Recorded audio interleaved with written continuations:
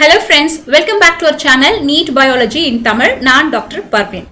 நம்ம இப்போ என்ன லெக்சர் சீரிஸ் பார்க்கறோம்னா plus 2 சிலபஸ்ல இருக்கிற chapter 1 asexual method of reproduction அத பத்தி தான் படிச்சிட்டு இருக்கோம். போன லெக்சர்ஸ்ல asexual method of reproduction பாலில்லா இனப்பெருக்க முறையில இருக்கக்கூடிய பல்வேறு types fission, budding, sporulation, regeneration இந்த மாதிரியான நிறைய டைப்ஸ் பார்த்தோம். So, இந்த லெக்சர்ல நம்ம என்ன பார்க்க போறோம்னா asexual reproduction in plants. தாவரங்கள்ல நடக்கக்கூடிய பாலில்லா இனப்பெருக்க முறை அத பத்தி தான் படிக்க போறோம். That is called vegetative reproduction. தழைவழி பெருக்கம். ஓகே? நீங்க plus 1ல இருக்கும்போது பாத்தீங்கன்னா இந்த பிளான்ட்ஸ்ல இருக்கிற இந்த vegetative reproduction இத பத்தி கொஞ்சம் பேசிக்கலா படிச்சிருப்பீங்க. இது பிளான்ட்ஸ்ல இருக்கிற தாவரங்கள்ல இருக்கிற ஒரு முக்கியமான ஒரு asexual method of reproduction. ஒரு தாவரம் ஒரு இடத்துல பல்கி பெருகி அது வாழணும் அப்படின்னா அது இந்த மாதிரியான ரீப்ரொடக்ஷன் மெத்தட அது சூஸ் பண்ணும். ஓகேவா? சோ இது என்ன அப்படின்றத பார்க்கலாம். asexual அப்படின்றதுக்கு நமக்கு தெரியும் இல்லையா? asexual means absence of sex, male and female gametes அது ரெண்டுமே சேராம இருக்கிறதா ஒரே ஒரு பேரண்ட் தான் இருக்கும். அதுதான் asexual. ஸோ இந்த மாதிரி ஒரு யூனிசெல்லுலார் ஆர்கானிசம்ஸ் ஒரு பாக்டீரியாலேயோ இல்லைன்னா ஆல்கேலியோ டினோஃபிளஜெலேட்ஸ்லயோ இந்த மாதிரியான ஆர்கானிசம்ஸ்ல நடக்கிறத நம்ம ஜென்ரலா asexual அப்படின்னு சொல்லிட்டு சொல்லுவோம். அதே ஒரு பிளான்ட்ஸ்ல தாவரங்கள்ல நடந்தா அதோடைய ஸ்பெசிபிக் நேம் நம்ம என்ன சொல்லுவோம்னா வெஜிடேட்டிவ் ரீப்ரொடக்ஷன் அப்படின்னு சொல்லிட்டு சொல்லுவோம். புரியுதுங்களா? asexual ரீப்ரொடக்ஷன் தான் பாலில்லா இனப்பெருக்க முறை தான். அது அனிமல்ஸ்லயோ இல்லைன்னா சிறு உயிரினங்கள்லயோ நடந்தா அதை asexual அப்படின்ற டேர்ம்ல சொல்லுவோம். அதுவே பிளான்ட்ஸ்ல நடந்தா அதுக்குன்னு தனி ஒரு பேர் வச்சிருக்கோம். அதுதான் வெஜிடேட்டிவ் ரீப்ரொடக்ஷன் அப்படின்னு சொல்லிட்டு. ஸோ இந்த இடத்துலயும் பாத்தீங்கன்னா மேல் ஃபீமேல் கேமெட்ஸ் அப்படின்றது இருக்காது. ஒரே ஒரு பேரண்ட் தான் இருக்கும். அந்த பேரண்ட்ல இருந்து வரக்கூடிய அந்த டாட்டர் இருக்கு இல்லையா, அது எல்லாமே 100% க்ளோன். அதோடைய ஒரிஜினல் மதர் போலவே 100% க்ளோனா இருக்கும். ஓகே, ஸோ அதுதான் asexual reproduction. இதற்கு வேற பெயர்கள்லாம் இருக்கு. வெஜிடேட்டிவ் ப்ரொபகேஷன், வெஜிடேட்டிவ் மல்டிப்ளிகேஷன், இல்லைன்னா நான் சொன்னேன் இல்லையா க்ளோனிங், அதுதான் இதோடைய வேற பெயர்கள். ஸோ இது நீங்க படிச்சுக்கணும். What are the other names for vegetative reproduction அப்படின்னா வெஜிடேட்டிவ் ப்ரொபகேஷன், வெஜிடேட்டிவ் மல்டிப்ளிகேஷன் மற்றும் க்ளோனிங் இதெல்லாமே வேற வேற பெயர்கள். ஓகே, ஸோ இதோட டெஃபினேஷன் என்ன? What is vegetative reproduction? It is a form of asexual reproduction occurring in plants in which a new plant grows from a fragment of the parent plant or a specialized reproductive structure. ஒரு mother plant இருந்துச்சுன்னா, ஒரு parent plant இருந்துச்சுன்னா, அந்த செடியில இருந்து அதோடைய young once வளரும், அதோடைய ஒரு துண்டுல இருந்து வளரும். இல்லைன்னா அதுல இருக்கக்கூடிய ஸ்பெஷலைஸ்ட் ரீப்ரொடக்டிவ் ஸ்ட்ரக்சர்ஸ் இருக்கு இல்லையா, இனப்பெருக்க உறுப்புகள் அப்படின்னு சொல்லிட்டு சொல்லுவோம். ஸோ அதுல இருந்து அது வளரும். ஸோ அதுதான் வெஜிடேட்டிவ் ரீப்ரொடக்ஷனுக்கான definition. Here, the unit of reproductive structure used in the propagation are called vegetative propagules. இது ரொம்ப முக்கியங்க. வெஜிடேட்டிவ் ப்ரொபக்யூல்ஸ் அப்படின்னா என்ன? இல்லைன்னா ஒரு பிளான்ட்ஸ்ல ரீப்ரொடக்ஷன் பண்ற அந்த யூனிட்டோடைய பேர் என்ன அப்படின்னு சொல்லி கேட்பாங்க. ஸோ அதோட பேர் வெஜிடேட்டிவ் ப்ரொபக்யூல்ஸ் அப்படின்னா இனப்பெருக்க உறுப்புகள் அப்படின்னு சொல்லிட்டு அர்த்தம். ஸோ பிளான்ட்ஸ்ல தனியா செக்ஸ் ஆர்கன் சொல்லி கிடையாது இல்லையா, அதோடைய தண்டு, வேறு, அதோடைய பூக்கள் இதெல்லாமே தான் அதோடைய இனப்பெருக்க உறுப்புகள், இலைகள் அந்த மாதிரி தான். ஓகே, ஸோ இதற்கு ரெண்டு பேர் இருக்கு. ஒன்னு வெஜிடேட்டிவ் ப்ரொபக்யூல்ஸ் அப்படின்னு சொல்லிட்டு இனப்பெருக்க உறுப்புகள், இல்லைன்னா டயாஸ்போர்ஸ். டயாஸ்போர்ஸ் அப்படின்னா பரவல் உறுப்புகள். இது ரெண்டுமே பிளான்ட்ஸ்ல இருக்கிற வெஜிடேட்டிவ் ரீப்ரொடக்ஷனுக்கான அந்த யூனிட்ஸ். Okay, right. இப்போ நமக்கு தெரியும் plants they reproduce by either sexually or asexually. பாலின இனப்பெருக்க முறையும் பண்ணும், பாலில்லா இனப்பெருக்க முறையும் பண்ணும் தாவரங்கள். ஸோ பாலின இனப்பெருக்க முறை அப்படின்னா அந்த இடத்துலதான் பூ பூக்கிறது, காய் காய்க்கிறது, பழம் வர்றது, இந்த மாதிரி எல்லாமே அது இதுல நடக்கும். சில சமயம் என்ன ஆகுனா அந்த பிளான்ட்ஸ்ல இருக்கிற சில பார்ட்ஸ் அது மாடிஃபை பண்ணிக்கும். அதோடைய இனப்பெருக்க தகுந்த மாதிரி அதை மாடிஃபை பண்ணி வச்சிருக்கோம். such as leaves, stems, roots. So அதுதான் அதோடைய வெஜிடேட்டிவ் ப்ரொபக்யூல்ஸா அந்த இடத்துல இருக்கும். ஓகே, ஸோ இப்போ வெஜிடேட்டிவ் ரீப்ரொடக்ஷனை நம்ம பேசிக்கா ரெண்டு வகையா பிரிக்கலாம். ஒன்று நேச்சுரல் வெஜிடேட்டிவ் ரீப்ரொடக்ஷன், இயற்கையா நடக்கக்கூடிய இந்த மாதிரி தழைவழி பெருக்கம். இல்லைன்னா செயற்கையா நடக்கக்கூடியது artificial vegetative reproduction. Okay, so இன்னைக்கு லெக்சர்ல நாம இந்த நேச்சுரல் வெஜிடேட்டிவ் ரீப்ரடக்ஷன் இதை பத்தி டீட்டெயிலா தெரிஞ்சுக்கலாம். அதுல 3 இருக்கு. ஒன்னு வந்து நேச்சுரல் வெஜிடேட்டிவ் ரீப்ரடக்ஷன் வந்து பிளான்ட்ஸ் உடைய ஸ்டெம்ல இருந்து வரும். ஓகே, தண்டில் தழை வழி இனப்பெருக்கம், அதோடைய தண்டு ஸ்டெம்ல இருந்து வரும். இல்லைன்னா அதோடைய ரூட்ஸ் பிளான்ட் உடைய வேர்ல இருந்து வரும். இல்லைன்னா அதோடைய லீவ்ஸ் இலைகள்ல இருந்து வரும். ஓகே, ஸோ இந்த பர்டிகுலர் லெக்சர்ல நாம ஸ்டெம் மாடிஃபிகேஷன் ஆஃப் ஸ்டெம், தண்டுல இருந்து என்னென்ன மாடிஃபிகேஷன் இருக்கு, அதன் மூலமா என்னென்ன வெஜிடேட்டிவ் ரீப்ரடக்ஷன் ப்ராசஸஸ் நடக்குது அப்படின்றத நம்ம பார்க்கலாம். Okay, types of stem modification. ஒரு பிளான்ட் இருக்குன்னா அதோடைய தண்டுல வந்து சில மாடிஃபிகேஷன்ஸ் இருக்கு. அது மூலமா தான் அது வந்து இனப்பெருக்கம் பண்ணுது. அதுல பாத்தீங்கன்னா வந்து 2 குரூப் பண்ணலாம். ஒன்னு வந்து அண்டர் கிரவுண்ட் ஸ்டெம் மாடிஃபிகேஷன், அதோடைய கிரவுண்ட் லெவலுக்கு கீழே இருக்கிற அந்த ஸ்டெம்ல என்னென்ன மாடிஃபிகேஷன்ஸ் இருக்கு. அதற்கு உதாரணம் rhizomes, corms, tuber, bulbs, bulbils மற்றும் சக்கர். இது எல்லாமே எதுக்கு உதாரணம்? ஸ்டெம் மாடிஃபிகேஷன் தான். ஆனா அதுலயே வந்து அண்டர் கிரவுண்ட் ஸ்டெம் இது எல்லாமே அதற்கு உதாரணம். 2வது கேட்டகரி வந்து நம்ம சப் ஏரியல் ஸ்டெம் இல்லைன்னா கிரீப்பிங் ஸ்டெம் அப்படின்னு சொல்லிட்டு கிரவுண்ட் லெவலை விட கொஞ்சம் மேல இருக்கும். அதுதான் வந்து சப் ஏரியல். ஓகே, இதற்கு உதாரணம் ரன்னர்ஸ், ஸ்டூலன்ஸ் மற்றும் ஆப்செட்ஸ்.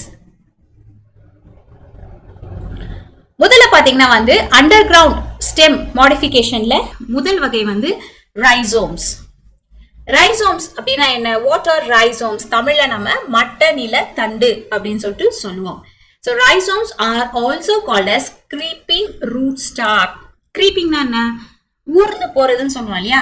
creepers இல்லைன்னா வந்து கேட்டர்பில்லர் எல்லாமே ஊர்ந்து மெதுவா போகும் இல்லையா தரையில, அது மாதிரி தான் creeping root stock.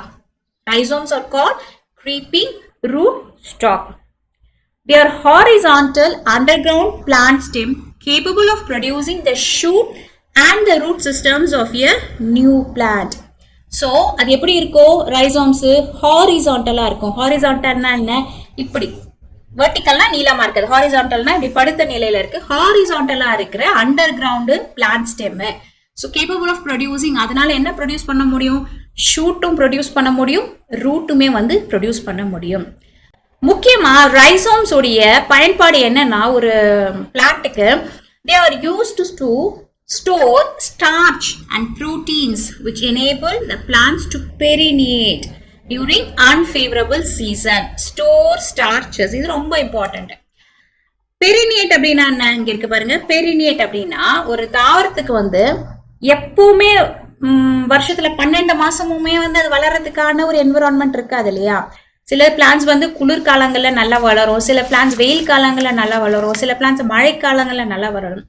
ஸோ இந்த மாதிரி ஒரு சூழ்நிலைக்கு தகுந்த மாதிரி அதோடைய கிளைமேட்டு மாறும் போது, இல்லைன்னா அதிகமா குளிர் இருக்கும் போதோ, இல்லைன்னா அதிகமா மழை பெய்யாம வறட்சி இருக்கும் போதோ அந்த பிளான்ட் அப்படியே அழிஞ்சு போகாம அதோடைய எனர்ஜி எல்லாத்தையும் என்ன பண்ணி வைக்கும்? அது ஒரு பகுதியில ஸ்டோர் பண்ணி வைக்கும். ஓகே, அதுதான் வந்து ஸ்டார்ச்சஸ் அண்ட் புரோட்டீன்ஸ் ஸ்டோர் பண்ணி வைக்கிற ஒரு பகுதி. பிறகு அந்த பகுதியை நாம வந்து பிளான்ட் பண்ணா அதுல இருந்து அந்த புது செடியை வந்து வளரும். ஸோ அதுதான் அது எதுக்காக அப்படின்னா வந்து it is helping the plant to survive and annual unfavourable season. அதற்கு சாதகம் இல்லாத சூழ்நிலை, இந்த மாதிரி கிளைமேட் சேஞ்சஸ்லாம் ஏற்படும் போது அது அழிஞ்சு போகாம அதை பாதுகாக்கிறதுக்கு அது உதவுற ஒரு உறுப்பு தான் வந்து இந்த ஸ்டெம் மாடிஃபிகேஷன்ல இருக்கிற rhizomes. So underground stem மாடிஃபிகேஷன்ல வர முதல் உதாரணம் பாத்தீங்கன்னா வந்து rhizomes அப்படின்ற ஸ்ட்ரக்சர்ஸ்.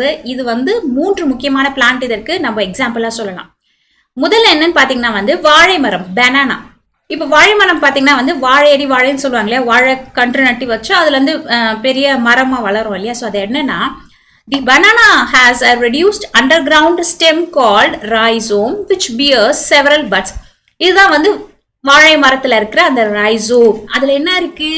அந்த பிளான்ட்டுக்கு தேவையான எல்லா சத்துக்களுமே, அந்த நியூட்ரியன்ஸ், ஸ்டார்ச் எல்லாமே வந்து அதுல ஸ்டோர் பண்ணி வச்சிருக்கு. இந்த பகுதியை தான் நம்ம rhizome அப்படின்னு சொல்லிட்டு சொல்றோம். அதுல என்ன ஃபார்ம் ஆகும்னா வந்து பட்ஸ், அதுல இருந்து மொட்டுக்கள் வந்து வளரும். Each of these buds sprouts and forms its own pseudostem and a new bulbous rhizome. So இந்த rhizome ல இருந்து என்ன வருது? சூடோஸ்டெம், அதுல இருந்து தண்டு வரும். அதுல இருந்து பிளான்ட் வந்து புதுசா ஃபார்ம் ஆகும். இந்த டாட்டர் பிளான்ட்ஸ் வந்து வரும். ஸோ பனானாவோடைய பயாலஜிக்கல் நேம் வந்து மியூசா பாரடைசியாக்கா. ஓகே, ஸோ இது வந்து ஒரு ரைசோம்க்கு எக்ஸாம்பிள். அடுத்து ரொம்ப ஃபேமஸான ஒரு எக்ஸாம்ல கண்டிப்பா கேட்கறது என்னன்னா ரைசோம் அப்படின்னாலே சொல்லக்கூடியது வந்து ஜிஞ்சர் பிளான்ட், இஞ்சி. இதுக்கு பயாலஜிக்கல் நேம் என்னது? ஜிங்கிபெர் ஒஃபிஷினல். இதுதான் வந்து இதோடைய biological name. This is an example for underground stem modification rhizome. So இப்போ பாருங்க, நம்ம வீட்லயே இருக்கோம் இல்லையா இஞ்சி, அதை நம்ம எடுத்து நல்லா அப்சர்வ் பண்ணி பாருங்க. அதுல இந்த மாதிரியான ஒரு மாதிரி செதிலா இருக்கும். ஓகே, இந்த வேற கலர்ல பாட்டுறேன்.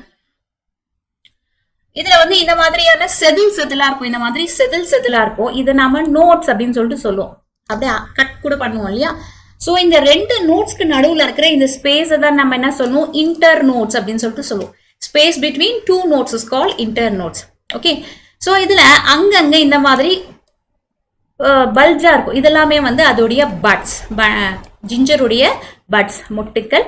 அது மட்டும் இல்லாம அதுல குட்டி குட்டியா வேர்கள் இருக்கும். ஓகே, இது வந்து ஜிஞ்சர்ல இருக்கிற இந்த ரைசோம். இதுல அதோடைய நியூட்ரியன்ஸ் எல்லாமே அது சேமிச்சு வச்சிருக்கும். ஓகே, ஸோ இதை நம்ம என்ன பண்ணுவோம்? மண்ணில் புதைச்சி பிளான்ட் பண்ணோன்னே இதுல இருக்க இந்த நியூட்ரியன்ஸை எடுத்துக்கிட்டு அது வந்து இந்த பட் இருக்கு இல்லையா, இந்த இடம், இட் ஸ்டார்ட்ஸ் டு க்ரோ. அதுல இருந்து ஒரு செடி வந்து வளர ஆரம்பிக்கும். ஓகே, ஸோ இதுதான் வந்து ரைசோம்கான ஒரு இன்னொரு எக்ஸாம்பிள். தேர்ட் எக்ஸாம்பிள் என்னன்னா வந்து மஞ்சள், குர்குமா லாங்கா. பயாலஜிக்கல் நேம் வந்து மஞ்சள். இதுவும் இஞ்சி மாதிரி தான். ஸோ இந்த இதுலயே பாத்தீங்கன்னா வந்து நிறைய இந்த நோட்ஸ் இருக்கு இல்லையா? ஸோ திஸ் ஸ்பேஸ் வந்து இன்டர் நோட்ஸ். இந்த ஸ்பேஸ் தான் நம்ம இன்டர் நோட்ஸ் அப்படின்னு சொல்லி சொல்றோம் இல்லையா? இந்த நோட்ஸ் இதுல இருந்து வந்து இந்த ரைசோம்ல இருந்து அந்த முழு பிளான்ட்டுமே வந்து வளரும். இந்த இடத்துல பாருங்க, இங்க ஒரு பட் இருக்கு. ஸோ இந்த மாதிரியான அண்டர் கிரவுண்ட் ஸ்டெம் ரைசோம்க்கு உதாரணம் பனானா, வாழை மரம் மற்றும் இஞ்சி, மஞ்சள். இது ரெண்டு தான் வந்து உதாரணம். Okay, next one underground stem மாடிஃபிகேஷனுக்கு ரெண்டாவது டைப் என்னன்னா வந்து கார்ம்ஸ். கார்ம்ஸ்னா தரையடி கிழங்கு அப்படின்னு சொல்லிட்டு தமிழ்ல சொல்லுவோம். ஸோ இதற்கு முக்கியமான 3 உதாரணங்கள் இருக்கு. ஸோ அதற்கு முன்னாடி கார்ம்ஸ் அப்படின்னா என்ன? கார்ன்ஸ் கிடையாது. கார்ன்ஸ்னா சோளம், அது கிடையாது. கார்ம்ஸ், CORMS, கார்ம்ஸ். ஓகே, கிழங்கு, தரையடி கிழங்குன்னு சொல்றாங்க தமிழ்ல. So what are corms? கார்ம்ஸ்னா என்ன? Corms are solid enlarge underground stem. இது ரொம்ப முக்கியம். Solid enlarge, solid enlarge underground stem.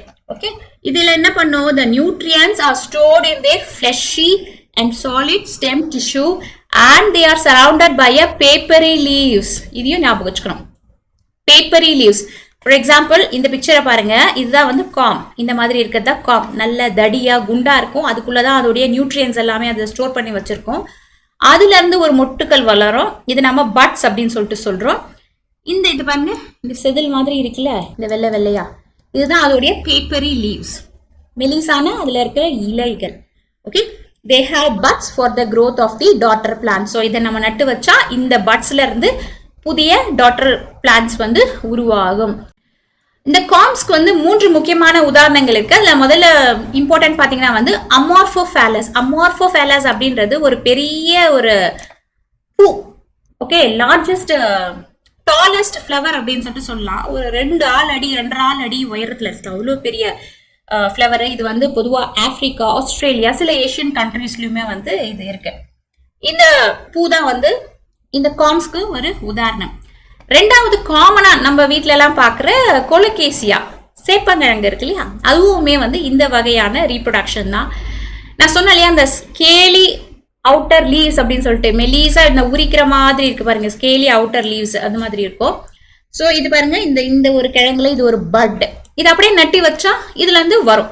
இந்த இடத்துல பாருங்க ரூட்ஸ் இருக்கு, அதுக்கப்புறம் டெர்மினல் பட்ஸ் இருக்கு. ஸோ அதை அப்படியே நட்டி வச்சா அதுல இருந்து வந்து ஒரு புதிய செடி வந்து வளரும்.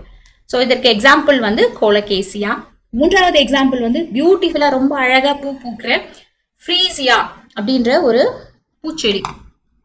இது பாத்தீங்கன்னா இதுவும் இந்த கார்ம்ஸ் தான். இந்த கிழங்குல இருக்கிற மாதிரியே தான் இருக்கு. இதுதான் அதோடைய அந்த கார்ம்ஸ். இதை நம்ம நட்டு வச்சா அதுல இருந்து இந்த அழகான இந்த பூக்கள் வந்து வளரும். ஸோ இவைதான் வந்து கார்ம்ஸ், அண்டர் கிரவுண்ட் ஸ்டெம் உடைய ரெண்டாவது type of modification. Underground stem உடைய மூன்றாவது டைப் ஆஃப் மாடிஃபிகேஷன் என்ன வந்து டியூபர், தமிழ்ல கிழங்கு அப்படின்னு சொல்லிட்டு சொல்லுவோம். இந்த டியூபர்லயே வந்து இந்த கிழங்குலயே வந்து ரெண்டு டைப்ஸ் இருக்கு. ஒன்னு வந்து ஸ்டெம் டியூபர், இன்னொன்னு வந்து ரூட் டியூபர்ஸ்.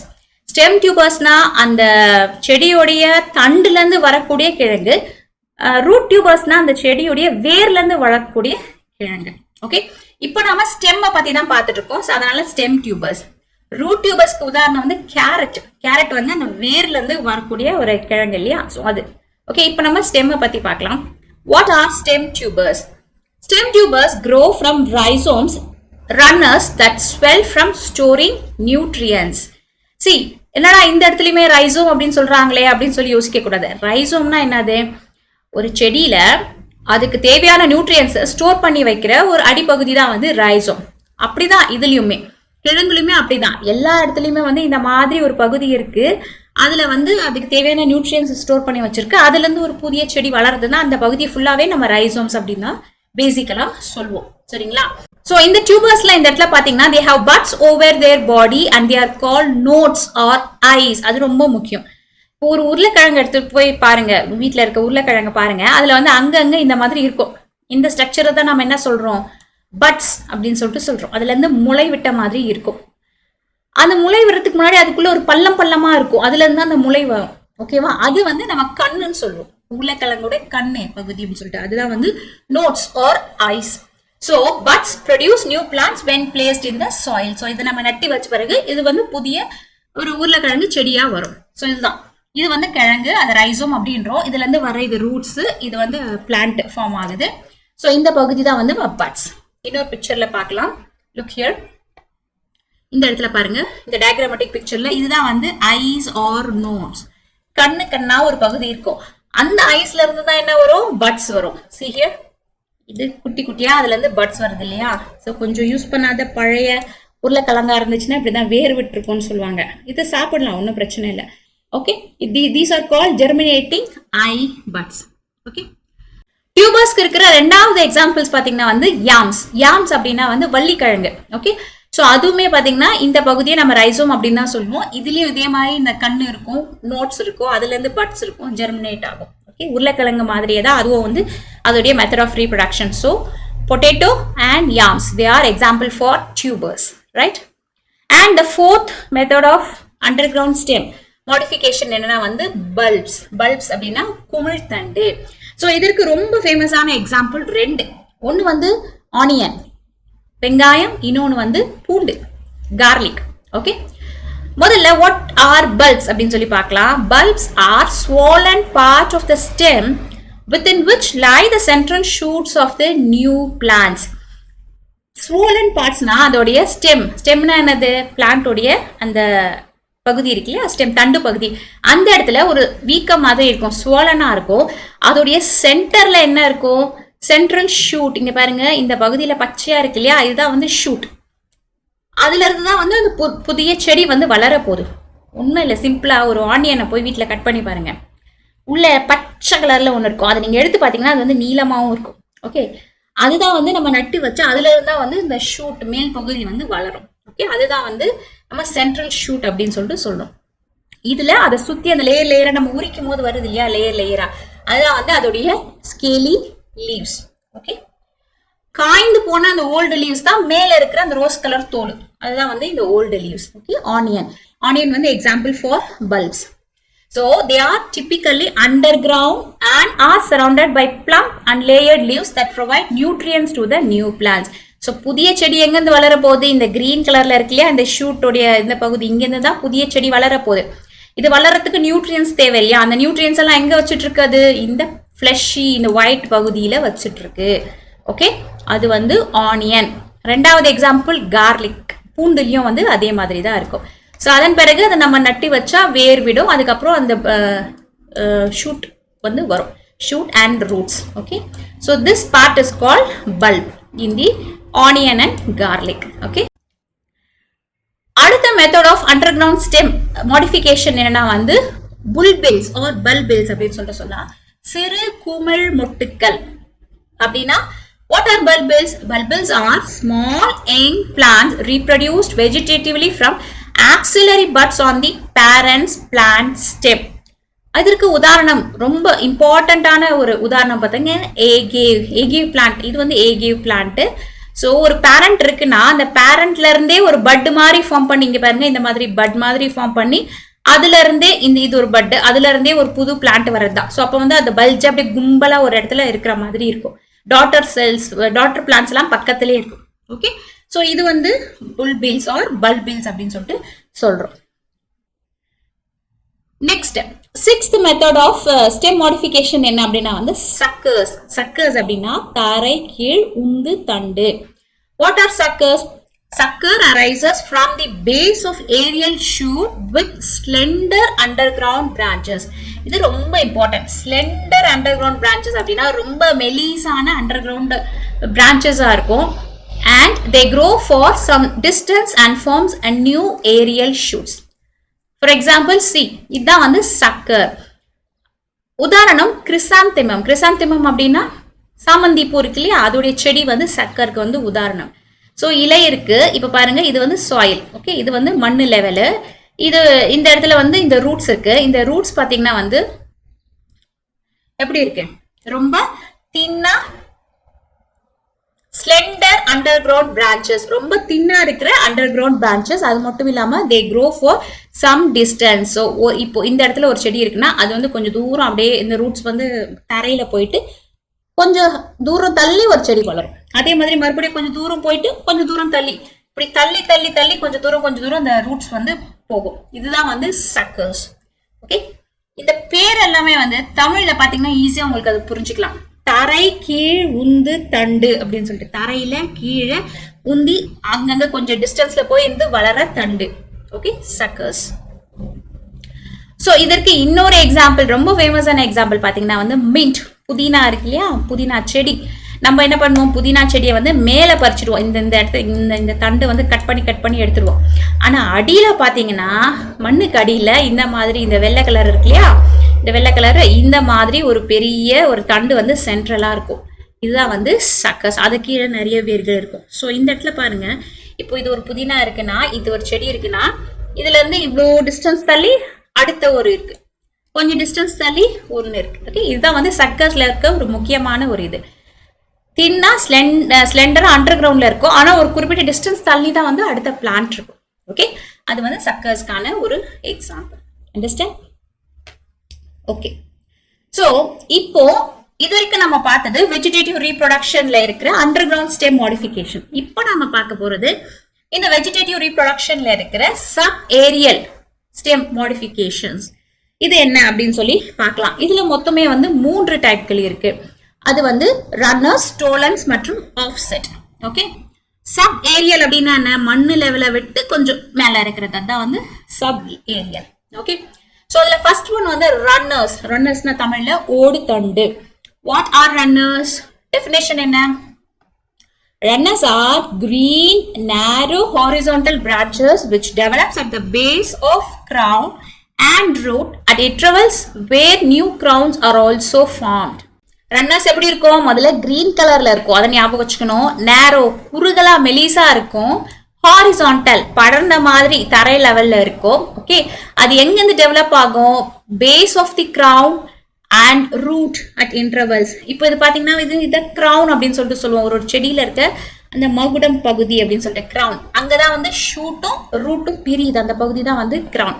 ஓகே, ஸோ இப்போ இது ஒரு பிளான்ட் இருக்கு அப்படின்னா, இது ஒரு செடி இருக்கு அப்படின்னா, இந்த செடியுடைய ஷூட் இருக்கு, இங்க ரூட் இருக்கு, இது அடுத்த செடி. இது ரெண்டத்துக்கும் கனெக்ட் பண்றதுக்கு ஒன்று இருக்கு பாருங்க, அதுதான் வந்து ரன்னர் அப்படின்னு சொல்லிட்டு சொல்றோம். ஓகே, ஸோ இதற்கு முக்கியமான எக்ஸாம்பிள் வந்து ஆக்சாலிஸ் அப்படின்ற செடி. ஆக்சாலிஸ், சென்டெல்லா ஏசியாட்டிகா இந்த செடி, மற்றும் வந்து கிராஸ், புல்லு, இதெல்லாமே வந்து ரன்னர்ஸ் தான், ஓடு தண்டு. ஸோ இது பாருங்க, இந்த செடி ஆக்சாலிஸ் வந்து அப்படியே தரையில அப்படியே படறதுக்கு இதுக்கு நடுவில் இருக்க இந்த ரன்னர்ஸ், இந்த கனெக்ஷன் தான் வந்து காரணம். See here, இந்த இடத்துல இப்படி இருக்கு இல்லையா, இது ஏன்னா வந்து அந்த பிளான்ட்டுக்கு வந்து ஒரு ஸ்டெபிலிட்டி கொடுக்குது. இந்த பிளான்ட் எல்லாம் ரொம்ப வீக்கா மெலிசா இருக்கும். ஓகே, இந்த ஒத்தையா இருக்கிறதுக்கு வந்து ஸ்ட்ராங்கா இருக்காது. அதனால அது குரூப்பா ஒரு இடத்துல படர்ந்து இருக்கணும்னா அதுக்கு வந்து அந்த கனெக்டிங் நெட்டு மாதிரி ஒரு கனெக்ஷன் வந்து இந்த ரன்னர்ஸ் கொடுக்குது. அதோடைய ஸ்டெபிலிட்டியை இன்க்ரீஸ் பண்ணுது. ஓகே. ஸோ முக்கியமா பாத்தீங்கன்னா வந்து கிராஸ் புல் இருக்கு இல்லையா, அந்த லான்லாம் போடுவாங்கல்ல புல்லு. இப்போ நம்ம இந்த புல்லு எடுப்போம் இல்லையா, களை எடுக்கிற புல்லுல கூட. ஸோ அதை நீங்க பிடுங்கும் போது பாத்தீங்கன்னா அப்படியே மொத்தமா தான் வரும். உங்களால ஒரு ஃபிங்கர்ல பிடுங்க முடியாது, மொத்தமா இப்படி கையில எடுப்போம். அப்ப நெட்டு மாதிரி தெரியும். ஸோ இவர் கையில வச்சிருக்காரு பாருங்க. இப்போ இங்க ஒரு புல்லு இருக்கு, இங்க ஒரு புல்லு இருக்குன்னா இதுக்கு நடுவில் அந்த கனெக்ட் பண்ற அந்த ஏரியா தான் வந்து ரன்னர்ஸ். ஓகே. ஸோ அதே மாதிரி அஜுகா ரெப்டான்ஸ் அப்படின்ற இந்த மாதிரி செடி இது கூட நம்ம பார்த்துருப்போம், நிறைய ஃபீல்டுல எல்லாம் இருக்கும். ஸோ இது எல்லாமே வந்து ரன்னர்ஸ்க்கு வந்து உதாரணம், ஓடு தண்டு. ஓகே. ரெண்டாவது வகையான சப்ஏரியல் ஸ்டெம் மாடிஃபிகேஷன் என்ன வந்து ஸ்டோலன். ஸ்டோலன் அப்படின்னா வேர்விடும் ஓடு தண்டு. வேர்விடும் ஓடு தண்டு. ரன்னர்னா வந்து முதல்ல வெறும் தண்டு, ஸ்டோலன்னா வந்து வேர்விடும் தண்டம். Okay. So what are stolons? Stolons are arched horizontal branches. They develop at the base of the crown. They help in the vegetative propagation like runners. Runners மாதிரியே தான். இதுல முக்கியமான எக்ஸாம்பிள் டிஃபரன்ஸ் என்னன்னா வந்து they are arched. ஆர்ச்டுன்னா என்னது? ரன்னர்ஸ்னா இப்படி வந்து இப்ப தர லெவல் இப்படி இருக்குன்னா, இப்படி ஒரு செடி இருக்குன்னா, ஓகே, இப்படி ஒரு செடி இருக்கு, இங்க ஒரு செடி இருக்கு, இங்க ஒரு செடி இருக்கு அப்படின்னா, இப்போ ஒரு ரன்னர்னா இதுக்கு மேல இருக்கிற இப்படி ஒண்ணு கனெக்ஷன் தான். ஆனா அதே வந்து ஸ்டோலன்னா எப்படி இருக்கும்னா வந்து இப்படி இருக்கும். ஆர்ச் ஒரு செடிக்கும் நடுவுல கொஞ்சம் ஹைட்டா இப்படி இருக்கும். ஓகேங்களா? இது பாருங்க, சிஹியர், இதுதான் ஸ்டோலன். ஓகே. ஆர்ச் அதுதான் வந்து ரொம்ப முக்கியமானது. ஓகே. ஸோ இந்த மாதிரி இருக்குதா வந்து ஸ்டோலன். இதற்கு முக்கியமான எக்ஸாம்பிள் வந்து ரெண்டு. ஒன்று வந்து ஸ்ட்ராபெரி பழம் சாப்பிட்றோம் இல்லையா, அந்த செடி வந்து இப்படி இந்த மாதிரி தான் இருக்கும். ரெண்டாவது வேலஸ்னேரியா அப்படின்ற இன்னொரு செடி. இங்க பாருங்க, வேலஸ்னேரியால நல்லா சூப்பரா தெரியுது. இப்போ இது ஒரு பிளான்ட் இருக்கு, இது அடுத்த பிளான்ட், இது அடுத்த பிளான்ட். ஸோ ஒரு பிளான்ட்டுக்கு நடுவில் இந்த மாதிரி ஆர்ச் வளைவா இருக்கு இல்லையா, இதுதான் வந்து ஸ்டோலன். ஓகே. ஸோ மூன்றாவது வகையான சப் ஏரியல் ஸ்டெம் மாடிஃபிகேஷன் என்னன்னா வந்து ஆஃப்செட்ஸ். ஆஃப்செட்ஸ் அப்படின்னா நீர் ஓடு தண்டு. அதேதான் ரன்னர்ஸும் ஸ்டோலன்ஸும் மாதிரியே தான். ஆனா இது எங்க இருக்கும்? நீர்ல இருக்கும், வாட்டர்ல இருக்கும். Okay. So what are offsets? These are one internode long runners that occurs in some aquatic plants. So each offset develops into a new plant. So இந்த பிக்சர் பாருங்க, இது NCERT புக்ல இருந்த பிக்சர் தான். இப்போ இது ஒரு பிளான்ட் இருக்குன்னா, இப்போ ஒரு பிளான்டோடைய ரூட் இருக்கு, ஷூட் இருக்கு, ரூட் இருக்கு. இதுக்கு நடுவுல இருக்கு பாருங்க இந்த தண்டு பகுதி, இதுதான் வந்து ஆஃப்செட். இது எங்க இருக்கும்? தண்ணீர்ல இருக்கும்.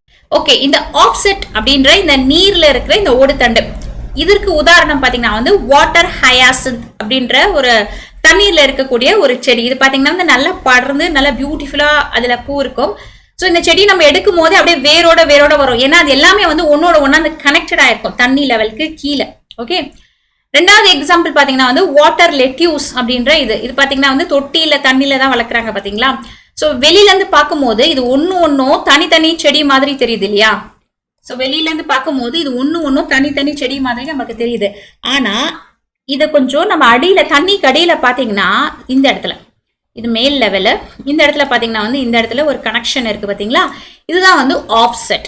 ரெண்டு செடிக்கு நடுவுல இருக்கிற அந்த கனெக்ஷன் தான் வந்து ஆஃப்செட். ஓகேவா? ஸோ இந்த பேரு வந்து இந்த ஸ்டோலன்ஸ், ரன்னர்ஸ், ஆஃப்செட் இதெல்லாம் கன்ஃபியூசிங்கா அதை யோசிக்க வேணாம். ஏன்னா இது எல்லாமே வந்து சேம் தான். அடிப்படையா ரெண்டு செடி இருக்கு, அந்த ரெண்டுத்தையுமே வந்து கனெக்ட் பண்றதுக்கு ஒரு கனெக்ஷன் மாதிரி இருக்கு. அது வந்து எல்லாமே நம்ம என்ன சொல்லுவோம்? ரன்னர்ஸ் அப்படின்னு சொல்லிட்டு அடிப்படையா சொல்லுவோம்.